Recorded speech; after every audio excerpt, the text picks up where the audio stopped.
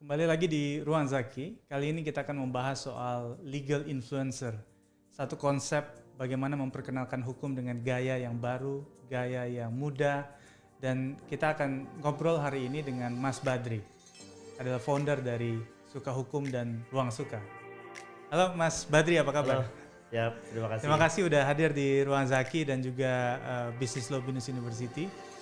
Jadi Mas Badri ini satu fenomena yang baru, di mana kemudian banyak teman-teman fresh graduate kemudian mulai merintis bagaimana banyak platform ya, baik di Instagram, di YouTube, dan lain sebagainya. Apa yang kemudian mendorong Mas Badri akhirnya tertarik untuk merintis ini?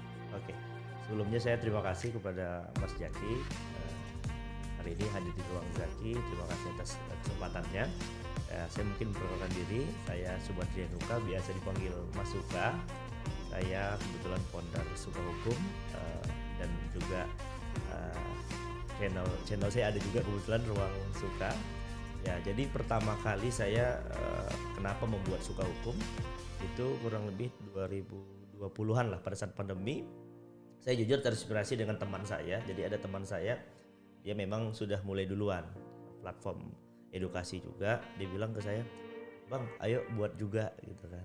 "Ini abang kan punya skill di situ," gitu dia. Skill mungkin edukasi ataupun buat pelatihan dan sebagainya. Jadi saya melihat, saya juga jujur menyesal kenapa buatnya setelah lulus.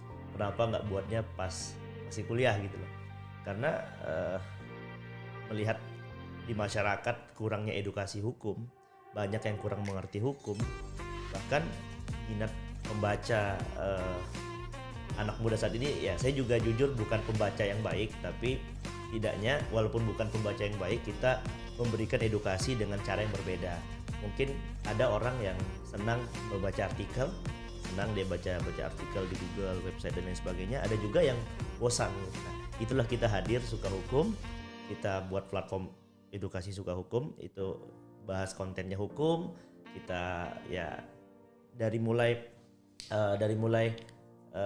edukasi hukum sampai kita edukasinya dibuat webinar hukum. Itu kan menurut saya sangat membantu ya, apalagi untuk mahasiswa. Pada saat itu mahasiswa hukum masih pandemi, itu kita buat semacam webinar, entah profesi advokat, profesi jaksa, hakim, ataupun bantuan hukum dan lain sebagainya. Itu sih. Jadi momentum pandemi itu yang akhirnya membuat Suka Hukum muncul dengan webinar yang waktu itu kita sampai mual-mual itu ya. Tiap hari webinar ya, sertifikat sampai bisa digendong kali ya. Isi tas kita penuh sampai sangat berlebih ya pada saat itu. Nah, ada nggak satu proses yang kemudian dirasakan jadi berbeda? Karena pada saat pandemi memang semua akhirnya by online. Tapi kemudian sekarang kita sudah di era yang semuanya serba kembali lagi endemi ya, dunia nyata gitu ya. Nah, ini ada nggak yang berbeda? Apakah kemudian tren orang jadi meningkat atau menurun? Menurun dan lain sebagainya. Saya sih dari awal karena bukan tujuannya untuk mencari sesuatu yang berlebih, dalam hal tujuannya memang edukasi. Jadi saya nggak mikirin tuh mau dia banyak, mau dia sedikit. Cuman alhamdulillah puji Tuhan sampai saat ini terakhir kemarin kebetulan Pak Jaki ya ininya ya, masih ada 200-an lebih yang ikut ya. Mungkin saya mau cerita sedikit sih Pak Jaki. Dari awal pada saat saya buat platform ini Suka Hukum, itu dalam waktu 5 hari Pak Jaki. Dalam waktu 5 hari saya buat kegiatan namanya latihan profesi advokat. Jadi mungkin orang banyak yang menyalahkan arti ini adalah pendidikan profesi advokat, PKPA. Cuman ini kan bukan itu, karena kan namanya latihan profesi advokat. Jadi melatih diri menjadi advokat untuk mahasiswa. Saya tadinya untuk mahasiswa, cuman ternyata yang ikut ini antusiasnya bahkan 500 orang Pak Jaki. Dulu saya sempat undang, mungkin kalau bisa saya sebut namanya Bang James Purba, beliau lawyer senior, beliau juga kurator ya, senior advokat, dan juga ada senior saya Bang Boris Tambubolon juga pada situ jadi pembicaranya. Dalam waktu 4 hari itu 500 orang, dan yang ikut bukan hanya mahasiswa, bahkan pada saat kita buat sertifikat itu ada yang doktor Pak Jaki. Bahkan di webinar Suka Hukum yang ya setelahnya itu ada yang profesor yang ikut jadi peserta. Bayangkan profesor jadi peserta. Saya aja baru es lilin, Pak. Itu sih Pak Jaki. Kalau ditanya menurun atau tidak, menurut saya sama aja sih. Karena kalau kita berbicara naik atau turun itu kan lebih ke bisnis jadinya, jatuhnya lebih ke apa ya. Tapi kalau saya lihat secara umum ya sama aja. Ya selalu ratusan, alhamdulillah suka hukum. Sejauh ini suka hukum menggunakan platform apa aja? Zoom, Instagram, YouTube. Oke. Saat ini di suka hukum lebih awal berdiri itu memang konsennya di Instagram, karena kalau boleh jujur dulu tuh iseng-iseng Pak Jaki. Awalnya iseng-iseng, bukan berarti iseng cuman apa ya, cuman maksudnya awal-awal iseng aja buat konten. Bahkan ya mohon maaf dulu diketawain sama orang-orang. Orang kayak teman-teman apa sih, nggak jelas gitu loh. Ya biarin, bodo amat, tujuan kita kan baik. Alhamdulillah sekarang ya mohon maaf banyak bahkan teman-teman saya jadi berbangga ke diri saya sendiri. Saya bisa ini kan berbicara kalau kita buat kegiatan ini kan yang ikut ratusan orang, bahkan 500 orang, 700 orang, 800 orang yang ikut. Ini kan suatu mohon maaf ya panggung kita bilang. Kalau apalagi di dunia advokat, kalau di advokat kan nggak boleh ngiklan ya, nggak boleh ngiklan. Cuman ya bagaimana caranya memperkenalkan diri? Ya dengan cara membuat dengan hadirnya kita jadi pembicara dan lain sebagainya. Bahkan sekarang mohon maaf ya banyak teman-teman ayo undang godong gitu. Jadi iya akhirnya banyak orang yang justru minta untuk diberikan panggung oleh suka hukum. Iya. Nah ini sampai di titik itu tuh apa yang membuat akhirnya mereka seolah-olah ya tertarik sama lah kayak orang pengen tampil di TV nasional gitu ya. Nah itu apa yang membuat? Kalau ditanya apa yang membuat orang tertarik, jujur saya tidak pernah mengiming-iming, ayo tampil di suka hukum, saya jamin Anda akan terkenal, enggak. Saya buat aja, mungkin teman-teman yang bukan minta diundang juga sih, kayaknya ayo undang godong kapan gitu. Mungkin mereka lihat konsisten kita buat, hampir setiap bulan tuh buat, bahkan pernah satu bulan itu 3 kali Pak Jaki kita buat. Sebulan 3 kali. Dan pesertanya itu rata-rata di atas 100, 200, 300 bahkan 500. Rata-rata, saya dengar tuh WA grupnya sampai berkali-kali itu. Ya kalau dulu kan di WhatsApp itu kan 256. Ininya apa? Batas maksimal. Itu sampai 4 grup. Pas zaman Pak Jaki, latihan profesi advokat zaman Pak Jaki sama rekan Pak Jaki waktu itu grup calon pesertanya itu ada 4. Terus grup yang pesertanya ada 2, jadi 6 grup. 6 grup ya? Jadi, satu acara, 6 grup. Karena dulu terbatas 256. Jadi saya buat grup itu ada 2 Pak Jaki. Yang satu calon peserta, yang satunya pesertanya. Jadi karena waktu itu lebih dari 256 pada saat Pak Jaki berbicara, itu grup peserta 2, grup calon peserta 4, jadi 6 grup. Jadi grup saya itu mungkin udah ratusan Pak Jaki. Iya. Dan ada tokoh siapa lagi kira-kira yang sering diundang di suka hukum?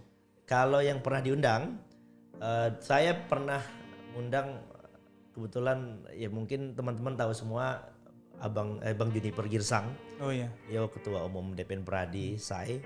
Pada saat itu saya jujur, saya ini bukan siapa-siapa Pak Jaki. Saya anak kampung dari desa. Ya kuliah S1 pun ya saking ya berjuangnya mati-matian juga untuk S1 gitu loh. Mungkin kalau orang-orang untuk S1 itu gampang, untuk S2 gampang, S3 gampang. Saya dengan keterbatasan biaya dan latar belakang orang tidak mampu dari daerah, dari Lampung, kanan, saya memberanikan diri. Saya mengundang Juniper Girsang. Orang kan jangankan mengundang beliau tuh kayaknya orang digubris gak sih gitu kan. Tarifnya berapa? Iya, tarifnya berapa? Banyak orang yang kaget. Masalahnya ini kan platform loh, beda kalau yang ngundang lembaga ataupun kampus, beda gitu loh. Bahkan saya dengar-dengar ada organisasi, salah satu organisasi mengundang beliau tuh nggak bisa katanya, lagi sibuk. Saya sempat ini kan down juga. Cuma nggak apa-apa. Alhamdulillah 1 minggu saya masukin surat. Beliau bersedia, berkenan. Wah, saya senang buat waktu itu kan. Bahkan yang ngisi itu bukan hanya dia Pak, itu ada wasekjennya juga, wasekjen DPN Pradi juga ikut. Itu yang pertama. Yang kedua, saya juga James Purba, Bang James Purba juga salah satu tokoh, menurut saya tokoh dia kurator, beliau sangat terkenal di lawyer khususnya di Jabodetabek. Siapa sih nggak kenal Bang James Purba gitu loh. Senior lawyer, juga mantan ketua umum kurator ya API. Itu juga salah satu kebanggaan saya. Terus ada aktivis HAM Haris Azhar, pernah kita undang juga. Terus kita juga pernah mengadakan kegiatan paralegal, pertama latihan paralegal itu Prof Bardana Wawi Arif.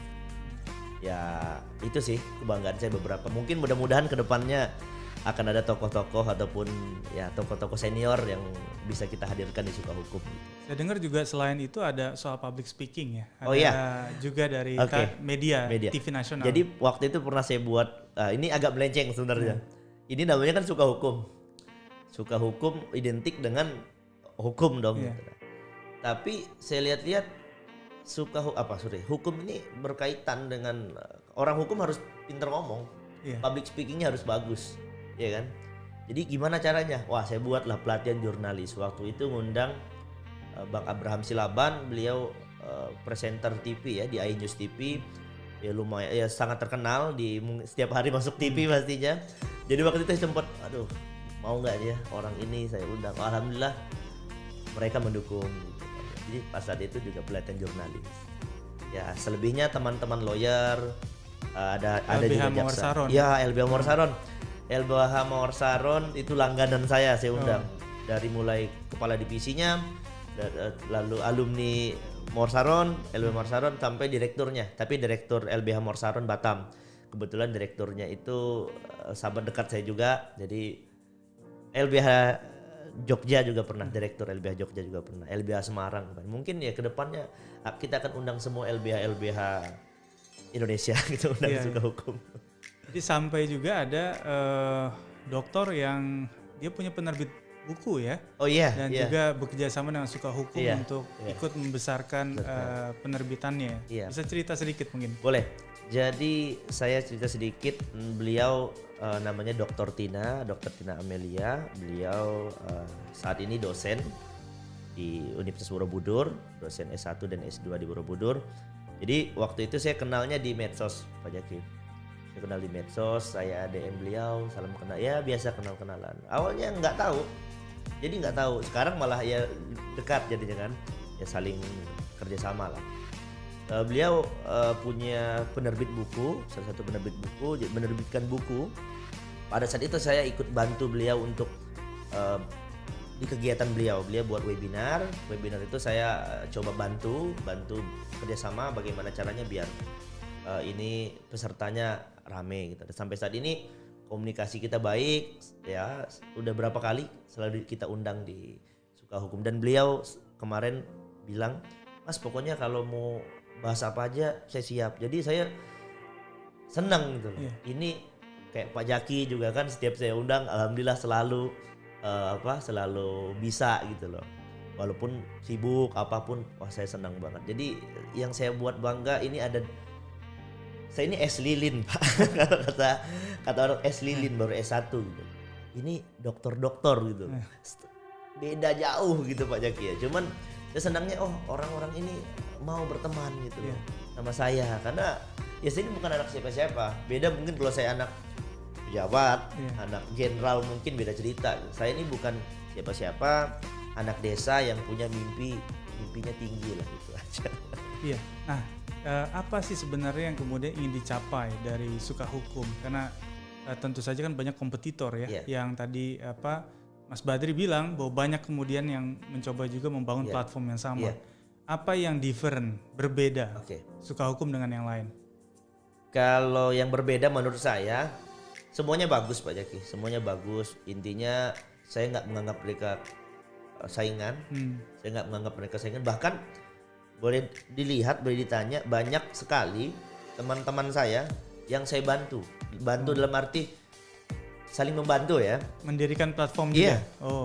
Kan kadang-kadang orang kayak saya nih, saya Suka Hukum, misalkan Pak Jaki mau buat anu hukum misalnya, saingan saya nih Pak Jaki, jangan. Saya nggak Pak Jaki. Ya udah Pak Jaki misalkan apa yang saya bisa bantu, Sampai mungkin kemarin kan ada yang mengundang Pak Jaki juga, itu teman saya juga. Itu saya bantu dia. Saya saling membantu lah. Saya nggak bilang mengajari karena kita nggak menggurui juga, kita saling sharing. Teman-teman saya yang lain juga yang di daerah ada juga yang buat. Kita saling bantu. Kalau dibilang apa yang membedakan, mungkin karena saat ini mungkin hanya Suka Hukum yang selalu membuat acara setiap bulan dan konsisten. Dan mungkin bisa dilihat teman-teman ya, dari mulai pesertanya, dari mulai pembicaranya, mulai dari temanya, dari mulai materinya ya. Kalau berbicara harga kaki 5, rasa bintang 5. Berapa harga kaki 5 tuh? Range-nya berapa kira-kira? Di Suka Hukum pernah ya. Ini kalau berbicara. Nah, jadi saya mungkin mau bahas sedikit Pak Jaki. Saya kenapa di Suka Hukum itu sering juga buat kegiatan gratis. Sering gratis. Setelah saya buat gratis, mahasiswa ini kan kadang-kadang mohon maaf ya, ikut kegiatan ini karena sertifikat. Mungkin Pak Jaki sering jadi pembicara. Ini belum mulai Zoom-nya. Sertifikatnya mana? Link absensinya mana gitu. Presensinya mana? Link absensi dan lain sebagainya. Jadi ini mereka mau belajar atau cari sertifikat gitu. Nah, makanya Suka Hukum hadir. Pelatihan hanya 10.000, 20.000 itu dapat sertifikat. Materinya ya lumayan luar biasa. Bahkan kalau yang latihan profesi advokat mungkin di PKPA sekalipun mungkin jutaan dan jutaan. Materinya mungkin nggak sepraktik yang dibahas di Suka Hukum. Bisa di teman-teman bisa nggak diadu. Kalau kita nggak berani. Bisa dilihat aja. Misalkan ya teknik. Kalau di PKPA itu kan banyak materinya kebanyakan teori. Menurut saya ya, kebanyakan teori dan nggak lepas gitu. Kalau di kita yang Suka Hukum buat latihan profesi advokat, itu kayak langsung ke penanganannya, misalkan strategi penanganan perkara tipikor, strategi penanganan perkara ITE, strategi pendampingan klien bla bla bla. Jadi langsung praktik. Jadi nggak teori-teori aja. Makanya mungkin itu yang buat teman-teman, bahkan ada yang profesor. Saya kaget Pak Jaki jika beliau itu chat saya, halo Mas, saya peserta. Saya cek profil beliau, profesor Pak. Jadi ada salah satu universitas di Malang. Beliau itu guru besar sana. Saya bilang ke teman-teman saya, ini profesor nih, harus hati-hati. Iya, jadi ya itu yang menarik. Bagaimana kemudian membuat sebuah platform konsisten dilakukan setiap bulan. Harga juga bisa digarap dari mulai mahasiswa sampai profesor. Sampai ini izin Pak Jaki. Bahkan banyak teman-teman yang kita juga nggak mau membatasi teman-teman yang pengen belajar, karena ada juga yang bagi saya kalau dulu mahasiswa jangankan 20.000, 1.000 perak itu saya sangat berharga. Bahkan saya mikir kalau mau ikut misalkan seminar dulu ya, zaman seminar belum ada webinar, mikir-mikir nih, aduh ada duit gitu. Jadi ada yang menurut orang 20.000 ini kecil gitu. Tapi ada juga yang menurut orang mohon maaf dia nggak ada gitu. Nah jadi banyak, setiap saya buat kegiatan itu banyak juga Pak Jaki yang saya gratiskan. Bisa puluhan orang yang dia chat saya, Pak saya gini ya udah ikut aja, yang penting mau belajar. Bahkan sampai sekarang dia dekat. Nah saya juga sempat senang waktu itu buat kegiatan. Jadi yang ikut ini Pak Jaki dari sampai Hong Kong. Hongkong. Jadi ada namanya Perma UTHK, Perhimpunan Mahasiswa Universitas Terbuka Hong Kong. Kebetulan saya kenal dekat dengan ketuanya, ketua ikatannya, ketua Perma UT Hong Kong. Jadi setiap saya buat kegiatan mereka tuh selalu ikut, hampir selalu ikut.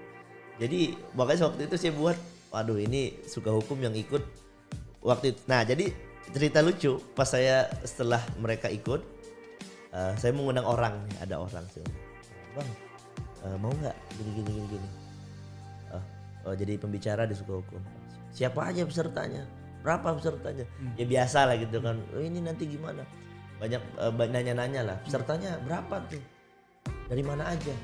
Ya kalau peserta, alhamdulillah selama ini kita buat di atas 100, bahkan sampai 400, 500, 700 pernah, 800 orang yang ikut. Oh ya itu dari mana aja? ya sampai ini saya bilang internasional sebenarnya.